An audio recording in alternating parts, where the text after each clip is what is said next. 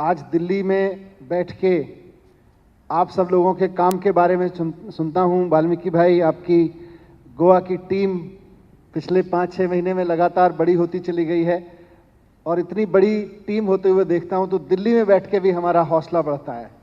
दिल्ली में बैठ के भी हमको लगता है ताकत मिल रही है। इसलिए आपको सब लोगों को जो यहाँ बैठे हैं, जो वीडियो कॉन्फ्रेंस से सुन रहे हैं, सबको बहुत बहुत बधाई। मन तो था कि एक साथ बैठते, पूरे गोवा की टीम एक साथ बैठती, लेकिन कोविड के चलते मजबूरी है कि आज हम कुछ लोग यहां बैठे हैं और इसी तरह से कुछ करके 40 अलग अलग विधानसभाओं में लोग, करीब 4000 कार्यकर्ता आम आदमी पार्टी के, गोवा के 4000 कार्यकर्ता अलग अलग विधानसभाओं में बैठ के आज इस बातचीत में शामिल हो रहे हैं। मैं इन सब 4000 कार्यकर्ताओं को इस टीम के मजबूत होने पर और इस टीम के बड़े होने पर बहुत बहुत बधाई देता हूं। आज बहुत खुशी होती है इस बात से कि आज हमारी पार्टी गोवा की हर विधानसभा में एक मजबूती के साथ खड़ी है, हर एक गांव में मजबूती के साथ खड़ी है, हर एक वार्ड में मजबूती के साथ खड़ी है, गोवा के एक एक बूथ पर मजबूती के साथ खड़ी है आज आम आदमी पार्टी। इसको देख के मुझे बहुत खुशी होती है। आज भारतीय जनता पार्टी के पास भी इतना विस्तार की टीम नहीं है जितनी आम आदमी पार्टी के पास में है, भले ही वो सरकार में बैठे हैं, लेकिन आज बीजेपी के पास भी इतनी मजबूत, इतनी सेल्फलेस, इतनी डेडिकेटेड टीम एक एक बूथ पे नहीं है जितनी आज आम आदमी पार्टी के एक एक कार्यकर्ता, सेल्फलेस कार्यकर्ता, committed to the cause, committed to the people of Goa, committed to the vision of Goa, जिस तरह के कार्यकर्ताओं की टीम आज आम आदमी पार्टी के पास है। मैं दावा करता हूं कि आज भारतीय जनता पार्टी सत्ता में होने के बावजूद उनके पास भी ऐसी कमिटेड टीम, इतनी बड़ी कमिटेड टीम नहीं है। तो इसके लिए भी बहुत बधाई। 6 महीने पहले तक, जैसा मैंने कहा, पार्टी कहां थी, आज कहां है, आप सब लोग देख रहे हैं। और ये इसलिए है क्योंकि गोवा के लोग भारतीय जनता पार्टी और कांग्रेस की गंदी राजनीति से तंग आ चुके हैं। गोवा के लोग दुखी हो चुके हैं। बीजेपी और कांग्रेस जिस तरह की करप्शन भरी राजनीति करती है, लोग दुखी होते हैं, कांग्रेस की जगह बीजेपी को लाते हैं, फिर दुखी होते हैं, बीजेपी की जगह कांग्रेस को लाते हैं, फिर बीजेपी को लाते हैं, फिर कांग्रेस को लाते हैं, फिर बीजेपी को लाते हैं। आज गोवा के लोगों ने मन बना लिया है कि आज आम आदमी पार्टी के साथ खड़ा होना है। पिछले 6 महीने में जो पार्टी की मजबूती हुई है, जो पार्टी का विस्तार हुआ है, वो इस बात का सबूत है। आज सिर्फ बूथ पे कार्यकर्ता नहीं है, बल्कि पूरे गोवा में आज वोट परसेंटेज भी बढ़ रहा है। आप सब जानते हैं कि किस तरह से पूरे गोवा में जब अभी चुनाव हुआ तो 15% वोट शेयर मिला, करीब करीब 15%। एक नई पार्टी को, एक उभरती हुई पार्टी को 15% वोट शेयर मिलना कोई छोटी चीज नहीं है। बेनलिम से हेंजिल जीत के आए। हम लोग देखे, अभी बात की सब लोगों ने, हेंजिल 26 साल का एक लड़का है और 26 साल के एक लड़के ने किसको हराया है, जिसको हराया है वो क्या है, वो मुझसे ज्यादा आप गोवा के लोग जानते हैं। गोवा का एक कार्यकर्ता जानता है कि 26 साल के इस लड़के ने किसको हराया है। आज ये जो वोट पड़ा है वो हेंजिल को तो पड़ा ही है, वो आम आदमी पार्टी, अरविंद केजरीवाल जी और यहां बैठी टीम को तो पड़ा ही है, लेकिन गोवा के लोगों ने जवाब दिया है कि भारतीय जनता पार्टी और कांग्रेस के नेताओं, अब हम तुमको सहन नहीं करने वाले हैं, अब हम तुमको उठा के फेंकने वाले हैं। ये एक आम गोवन का जवाब है इन लोगों की राजनीति के लिए कि आपकी इस राजनीति को हम लोग अब सहन नहीं करने वाले हैं। इसलिए आज आम आदमी पार्टी को वोट पड़ रहा है। पैरनिम से लेके कोंकण तक जिस तरह से आज पार्टी बढ़ रही है, मैं देख रहा हूं कि बहुत सारे साथी, जैसे मैंने वाल्मीकि भाई का, और बहुत सारे साथी हैं यहां पर बैठे हैं। यहां मैं कई चेहरों को जानता हूं, मैं पिछले आंदोलन के समय से आ रहा हूं, तब से जुड़े हुए हैं। लेकिन जैसे जैसे पार्टी मजबूत हुई है, टीम मजबूत हुई है, दूसरी पार्टियों में भी जो लोग कुछ काम करना चाहते हैं गोवा के लिए कोई विजन रखते हैं, गोवा के लिए कोई सपना रखते हैं, वो भी आज आम आदमी पार्टी को उम्मीद के रूप में देख रहे हैं। अभी थोड़ी देर पहले शुभम के टीम लीड के रूप में कई सारे युवा साथी मैं देख रहा था, अभी ज्वाइन करके गए हैं।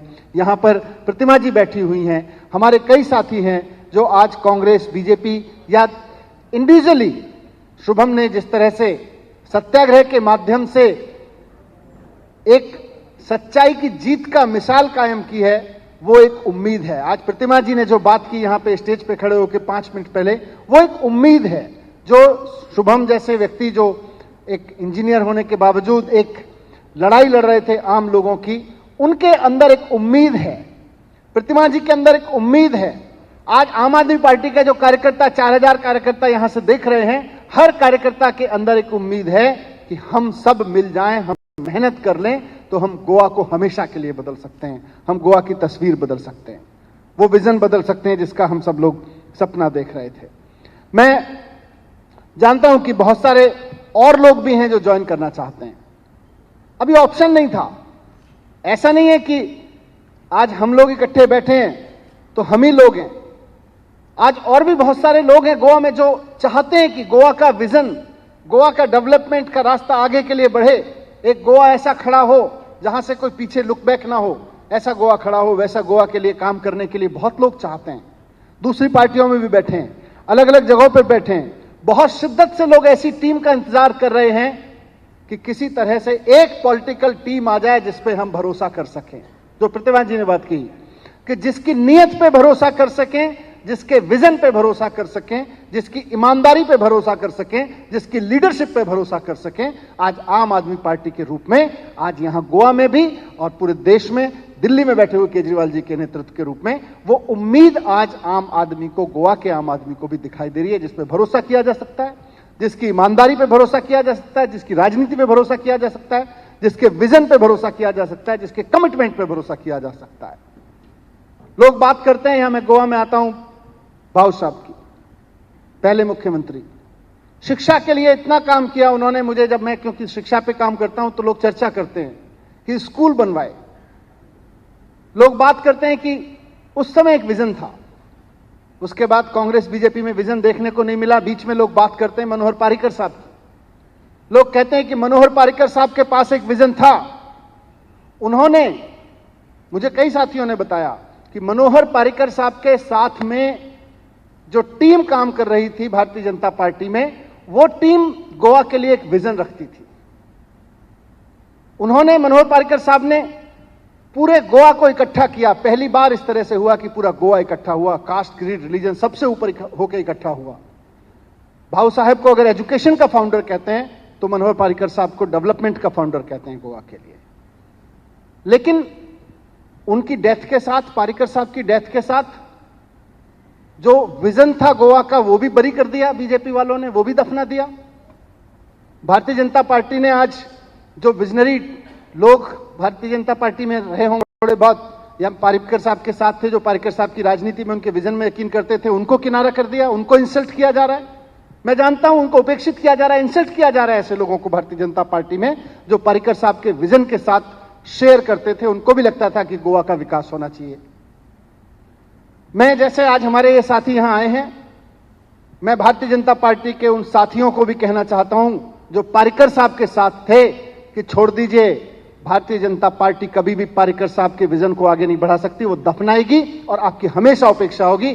जो जो लोग गोवा के लिए विजन रखते हैं, आए आम आदमी पार्टी में, मिलकर उस सपने को सच करेंगे। ज्वाइन करें, एक एक आदमी उस सपने को सच करने की शिद्दत इस टीम में है जो आज यहां मंच पे बैठी है, मंच के इधर बैठी है, उधर बैठी है और टीवी पे इस कार्यक्रम को देख रही है। जो 4000 कार्यकर्ताओं की टीम यहां पर खड़ी हुई है, उसमें वो विजन है। आइए, मैं कहता हूं, पार्रिकर साहब के मरने की, उनकी डेथ के बाद जो भारतीय जनता पार्टी ने उस सपने को दफन किया है, उसको, विजन को वापस लाइए और खड़ा करिए गोवा, नया गोवा खड़ा करिए, एक ऐसा गोवा खड़ा करिए जिसमें विकास की बात होती हो। ये बीजेपी और कांग्रेस का जो मॉडल है, उसमें कुल मिला के जनता देख रही है कि वोट किसी को भी कर लो, सरकार उसकी बनती है जो एमएलए खरीद लेगा। नहीं, वोट किसी को भी कर लो, जनता मन बनाती है जी एक्स पार्टी को हराना है, वाई पार्टी को लाना है। बाद में दोनों पार्टी के बचे कुचे नेता, जीते हुए नेता मिलके बैठते हैं, वो तय करते हैं कि कौन किसके एमएलए खरीदेगा और सरकार किसकी बनेगी। जनता के हिसाब से सरकार नहीं बनने देते, पैसे के हिसाब से सरकार बनते हैं।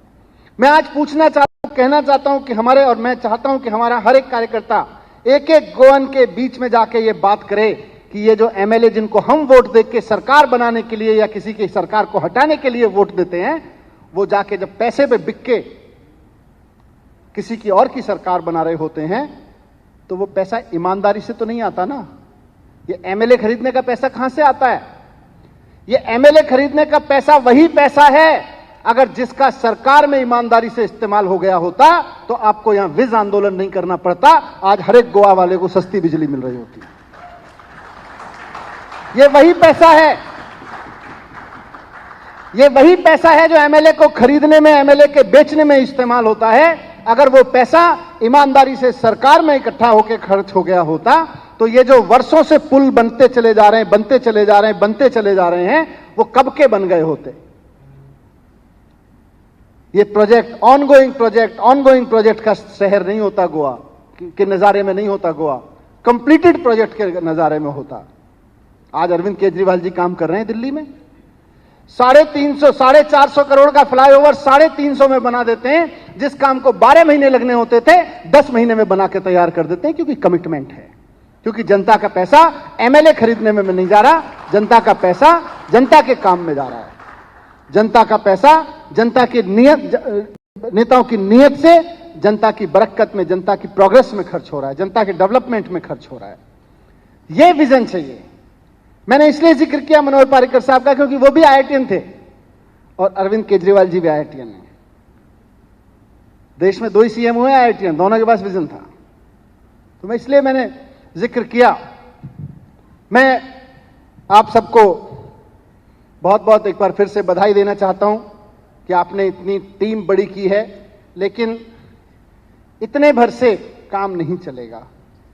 इतने भर से एक बड़ी उम्मीद जगती है, एक होप पैदा होती है। We have created a hope in every Goan's mind. Now we have to create a confidence in every Goan's mind that yes, as he said, yes, we are coming in 2022. The government which will take care of every Goan's dream, which will take care of every Goan's concern, हर एक गोवा वाले के दुख के समझ के जो काम करेगी, गोवा का मॉडल खड़ा करेगी, गोवन के बीच से निकलेगा गोवन का मॉडल, वो मॉडल खड़ा करेगी, वो गवर्नमेंट 2022 में आने वाली है। इसका उम्मीद हमने जगा दी है, इसका भरोसा हमको जगाना है, मिलके जगाना पड़ेगा। और आज आप 4000 हुए हैं, आपको 8000 होना है, 10,000 होना है। अगले कुछ 5-6 महीने में अगर कड़ी मेहनत कर ली तो कोई बड़ी चीज नहीं है। अगर आप इतनी बड़ी संख्या में अपने को 5-6 महीने में उठा सकते हैं तो अगले 5-6 महीने में 4000 से 10,000 होने में समय नहीं लगेगा। 10,000 हो जाएंगे, एक गारंटी बनने लगेगी। तो आपकी संख्या बढ़नी है। जो पूरा vision for Goa election campaign अभी प्रस्तुत किया गया, उसका टारगेट यही है कि 4000 से आपको 10,000 होना है। मुझे याद आ रहा है कि दिल्ली में 2013 में हम लोग चुनाव लड़ रहे थे, तो जैसे आज गोवा में बात कर रहे हैं वैसे ही करते थे। आज गोवा में भी मैं सुन रहा हूं, सुबह से आया हूं सर, कई लोग जो वेल विशर हैं, who are not in party but well wisher हैं, राजनीतिक नहीं है पर राजनीति को थोड़ा दूर से देखते हैं। Sir, your party is doing very good in Goa, we hope this time you will get कम से कम 3 सीट तो आ जाएगा साहब, 6 सीट तो आ जाएगा, कोई कह रहा है 10 सीट तो आ जाएगा, 8 सीट तो आ जाएगा। मुझे याद आता है 2013 में दिल्ली का चुनाव, जब हम चुनाव लड़ रहे थे तो लोग कहते थे चिंता मत करना मनीष जी, अरविंद जी, कम से कम 3-4 सीटें तो आ जाएंगी, 3-4 सीटें आ जाएं तो हिम्मत मत हारना। दिल्ली के लोगों ने भरोसा जताया, मेहनत की, वहां पे खूब मेहनत हुई, अरविंद जी के नेतृत्व में पूरी टीम ने मेहनत की, यहां से भी कई कार्यकर्ता साथी गए बीच बीच से और खूब मेहनत की वहां पे। आज उस मेहनत की बदौलत आप देख रहे हैं तीसरी बार दिल्ली में आम आदमी पार्टी की सरकार बनी है, तीसरी बार। और ऐसी सरकार बनी है, पिछले 2 बार से तो चुनाव हो रहा है, ऐसा चुनाव हो रहा है कि लगता है लोग कांग्रेस और भारतीय जनता पार्टी को भूल गए हैं। आप सभी कार्यकर्ताओं से मैं कहना चाहता हूं, थोड़ी सी मेहनत कर लीजिए। 2013 में जैसी दिल्ली में मेहनत की गई वैसी मेहनत कर लीजिए। मेरा दावा है कि बीजेपी और कांग्रेस को गोवा के लोग हमेशा के लिए भूल जाएंगे, हमेशा के लिए बीजेपी और कांग्रेस को भूल जाएंगे गोवा के लोग। ऐसी बस थोड़ी सी मेहनत कर लीजिए, थोड़ा सा कस के काम कर लीजिए। वो सपना साबित करने के लिए ईमानदारी की राजनीति बहुत जरूरी है, और ईमानदारी की राजनीति होगी। आप सबको पता है, आप में से बहुत सारे लोगों तक सूचना होगी, 2015 में दिल्ली सरकार का जो बजट था वो 30,000 करोड़ का होता था।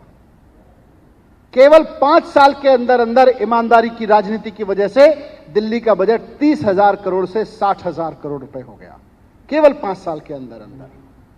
लोग खूब पैसा देते हैं, लोग टैक्स देने में कंजूसी नहीं करते, सरकार टैक्स इकट्ठा करने में चोरी करती है और खर्च करने में चोरी करती है। अरविंद केजरीवाल जी के नेतृत्व में दिल्ली में जो काम हुआ उसका मॉडल लोग पूछते हैं क्या है। मॉडल यही है कि जनता का पैसा ईमानदारी से इकट्ठा होता है और ईमानदारी से खर्च होता है। विजन के साथ इकट्ठा होता है, विजन के साथ खर्च होता है, उसके बाद पैसे की कमी नहीं रहती। उसके बाद से कभी, मैं तो फाइनेंस मिनिस्टर हूं दिल्ली में जी, मैं जिम्मेदारी के साथ कह रहा हूं, मुझे आज तक कभी यह नहीं कहना पड़ा कि साहब दिल्ली में पैसे की कमी है।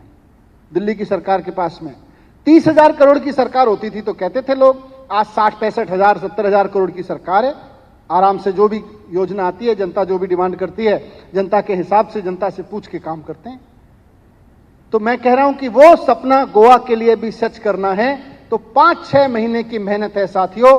ऐसा गोवा खड़ा करेंगे, ऐसा आप सब लोग मिलकर एक ऐसे गोवा को खड़ा करेंगे जो हमेशा के लिए गोवा बदल जाएगा। और गोवा के लोग जब वोट देने जाएंगे तो बीजेपी और कांग्रेस को हमेशा के लिए भूल जाएंगे। मैं एक बार फिर से आपको बहुत बहुत बधाई देते हुए धन्यवाद देता हूं आज के इस आयोजन के लिए।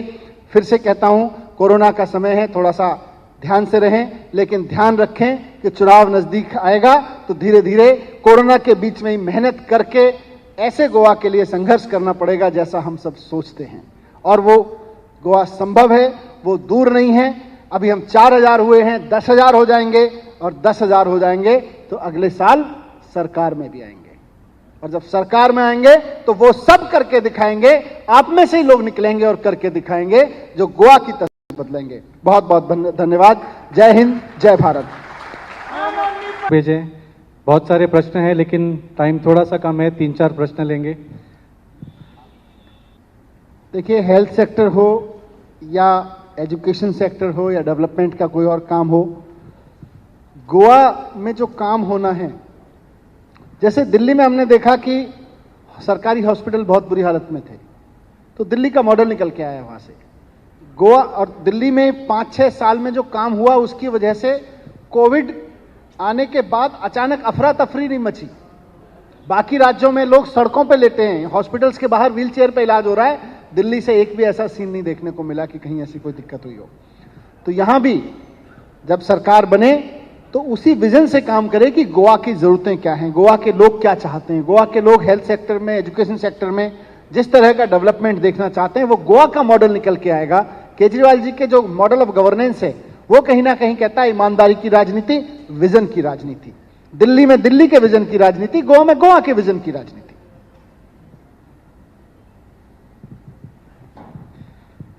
कलंगुट विधानसभा से समीर पूछते हैं, दिल्ली की सरकार इलेक्ट्रिसिटी फ्री कैसे देती है? ईमानदारी की राजनीति करके देती है। ईमानदारी की राजनीति करते हैं तो पैसा आ जाता है, ईमानदारी की राजनीति करते हैं तो फिर नीयत, कहते हैं ना, नीयत साफ हो जाती है। और जब साफ नीयत हो तो फिर जनता के लिए कुछ भी संभव है। आज केजरीवाल जी ने दिल्ली में जो कुछ किया है उसके लिए अगर पैसे की कमी नहीं हुई, वो जो मॉडल है उसमें उसका बॉटम लाइन है कि ईमानदारी की और विजन की राजनीति है। जब ईमानदारी की राजनीति करते हैं तो पैसा आता है, और विजन की राजनीति करते हैं तो समझ में आता है कि लोगों को चाहिए क्या। लोगों से संवाद करते हैं, लोगों से पूछते हैं, लोगों से चर्चा होती है, उसमें से निकल के आता है। सालीगांव कॉन्स्टिट्यूंसी से दुर्गा गोवेकर पूछते हैं, बोलते हैं, I am a house wife, मुझे गृह आधार स्कीम से महीने के 1,500 रुपये मिलते हैं सरकार से। क्या आप इलेक्ट्रिसिटी मुफ्त देके मेरी स्कीम बंद करवाएंगे? दिल्ली में जितनी भी योजनाएं लागू हुई वो इसलिए, जैसा मैं बार बार कह रहा हूं, कि इसलिए लागू हुई क्योंकि जब ईमानदारी से काम हुआ तो खूब पैसा आया, पैसे की चोरी बंद हुई। तो जो योजनाएं पहले से चल रही थीं उनको हमने देखा कम थीं। दिल्ली में ओल्ड एज पेंशन मिलता था 1,500 रुपए का, 1,000 रुपए का, आज उसको 2500 किया हमने बंद नहीं किया। तो जो योजना वेलफेयर की चल रही है, मैं समझता हूं अगर कहीं, और कितना आपने बताया वाल्मीकि 2000, मुझे लगता है वो कम है, उससे ज्यादा मिलना चाहिए, लेकिन उसके अलावा बिजली भी फ्री मिलनी चाहिए। अगर आम आदमी को बिजली चाहिए और सरकार के पास पैसा हो तो बिजली भी फ्री मिलनी चाहिए, और वो जो योजनाएं चल रही हैं वो भी चलनी चाहिए, बल्कि और अच्छे से चलनी चाहिए। Thank you. पणजी से मर्कसन बोलते हैं कि गोवा में बहुत भ्रष्टाचार है, आम आदमी पार्टी भ्रष्टाचार कैसे बंद करेगी? वो मेरे से बहुत लोग आके पूछते हैं, दिल्ली में कई राज्यों के लोग आते हैं, पूछते हैं जी स्कूलों में कैसे काम हुआ, आप कुछ बताइए हमारे राज्य के लिए। तो मैं उनको यही कहता हूं कि पहले अपने एजुकेशन मिनिस्टर को जाके कहो कि मिड डे मील में कमीशन खाना बंद करें। Education minister mid day meal और किताबों की खरीद में कमीशन खाएगा तो स्कूल के टीचर और प्रिंसिपल बोलेंगे जी जहां हमारा जुगाड़ लग जाता है वहां हम चोरी कर लेंगे, जहां आपका लग रहा है आप वहां चोरी कर लेते हो।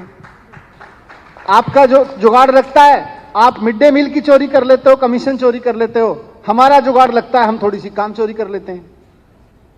तो लीडरशिप में अगर मैसेज ये जाता है कि लीडरशिप को बर्दाश्त नहीं है चोरी, और चोरी नहीं करते हैं और नहीं करने देंगे, तो उसके बाद नीचे की चेन उसी तरह से काम करती है।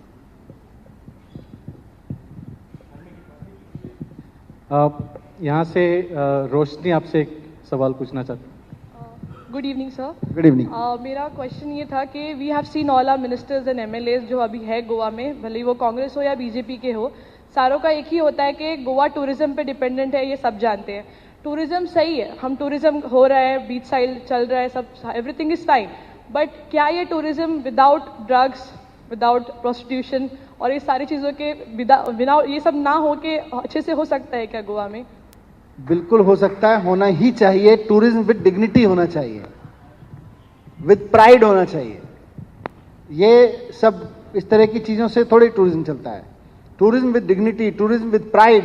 गोवन की लोग आए गोवा तो गोवा को फील करने आए, लोग दुनिया भर से आए, देश भर से आए तो गोवा के प्राइड को देखने आए, और वो हो सकता है, क्यों नहीं हो सकता है।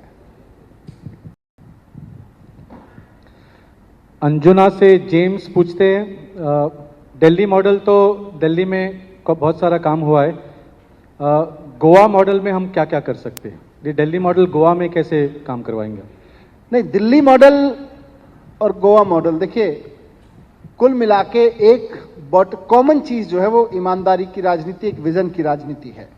उसके बाद तो फिर दिल्ली का मॉडल दिल्ली की जरूरतों के हिसाब से, गोवा की परिस्थिति गोवा की जरूरतों के हिसाब से, गोवा का मॉडल यहाँ की जो नीड्स हैं, यहाँ के लोगों की जो, जैसे आपने बोला टूरिज्म पे काम होना है, एजुकेशन पे काम होना है, हेल्थ सेक्टर पे काम होना है, अभी यहीं सभा में ही चर्चा हुई। इसके अलावा और तो यहां से निकल के आएंगी चीजें जो गोवा मॉडल बनेंगी। लोग जब आज दिल्ली की जरूरतों को पूरा किया तो दिल्ली मॉडल के रूप में बोलते हैं, कल गोवा की जरूरतें पूरी होंगी तो गोवा मॉडल के रूप में बोलेंगे।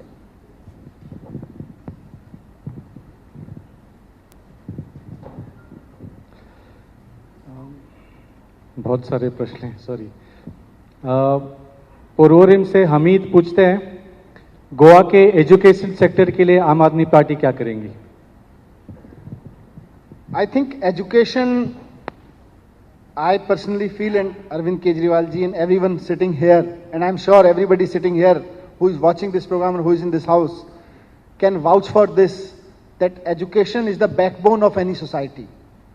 हमारा मानना है कि एजुकेशन केवल डिग्री लेने का काम नहीं है, सर्टिफिकेट देने का काम नहीं है। एजुकेशन ऐसी हो जो जॉब दे, एजुकेशन ऐसी हो जो आदमी को सोसाइटी में रहना सिखाए, सोसाइटी में, देश में प्राइड से जीना सिखाए, देश पे, सोसाइटी पे गर्व करना सिखाए, उसको देशभक्त बनाए, उसको ईमानदार बनाए। इसीलिए हमने दिल्ली के एजुकेशन में बहुत प्रयोग किए हैं, और आई एम श्योर जब गोवा में सरकार बनेगी तो यहां भी एजुकेशन तो प्रायोरिटी रहेगी।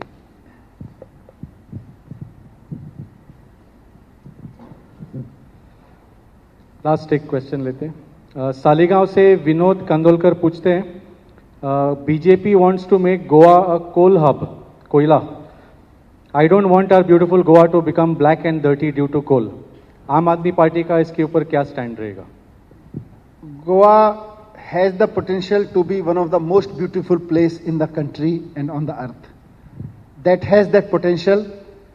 एक कमिटेड लीडरशिप अगर इसकी दिशा में काम करेगी तो डर्ट और ब्लैक फेस की जगह Goa should be known for its beauty and its culture.